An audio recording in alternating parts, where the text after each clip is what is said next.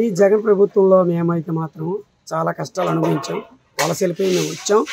ఇసుకైనా లేకపోతే ఏవే వస్తువులైనా కానీ పనివాడికైతే మాత్రం న్యాయం జరగలేదు. అందులో సివిల్ వర్క్లకి అంటే బిల్డింగ్ కార్మికులకి మాత్రము అందరికీ ఇచ్చారు. అది ఇచ్చారు, ఏదో నష్టపరిహారం ఇచ్చారు. కానీ బిల్డింగ్ కార్మికులు మాత్రం ఎవరు ఇవ్వలేదు, ఏంటి ఇవ్వలేదు. ఎవరు చావమని చెప్తున్నారు. జగన్ ప్రభుత్వం మాకైతే మాత్రం న్యాయం జరగలేదు. ప్రభుత్వం మారాలని మా కోరిక. స్వామి, ఇసుక ఆపినంత మాత్రం మీకు ఏటి వస్తుంది, మీకు డబ్బు వస్తుంది, కానీ మేము నష్టపోతున్నాం. ఒక ఇసుక అందించండి.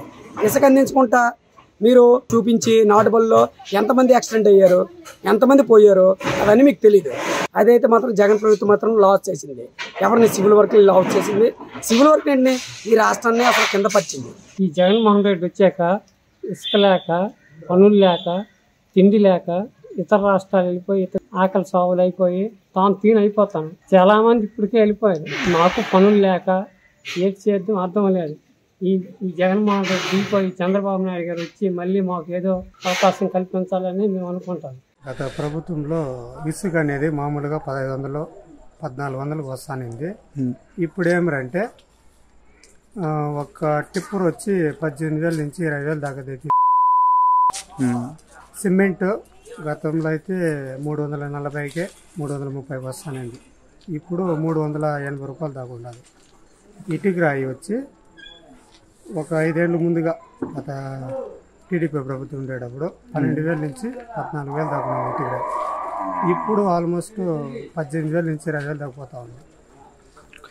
సిమెంట్ ఎప్పుడు పెరుగుతుందో ఎప్పుడు తగ్గుతుందో ఒకే రేటు కమ్మీ. ఇంకా స్టీల్ అంతే. ఇంకా మెయిన్ జెల్లి వచ్చి 2,400 వస్తాను ఒక యూనిట్. ఇప్పుడు 4,200 ఇప్పుడు ఒక యూనిట్ జెల్లి. మైన్స్ వాళ్ళు ప్రాబ్లం అంటారు, వాళ్ళ ప్రాబ్లం అంటారు, వీళ్ళ ప్రాబ్లం అంటారు, మనకి తెలియదు. దీనివల్ల మీరే విధంగా ఇబ్బంది పడ్డారన్న?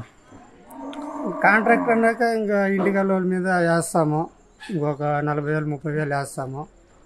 చాలా వరకు తగ్గింది పనులు. అంతకుముందు ఎంతమంది పని చేసేవాళ్ళన్న మీ దగ్గర? రెగ్యులర్గా 20 నుంచి 30 మంది పనిచేస్తున్నారు. ఇప్పుడు 10 నుంచి 15 మంది చేసేది.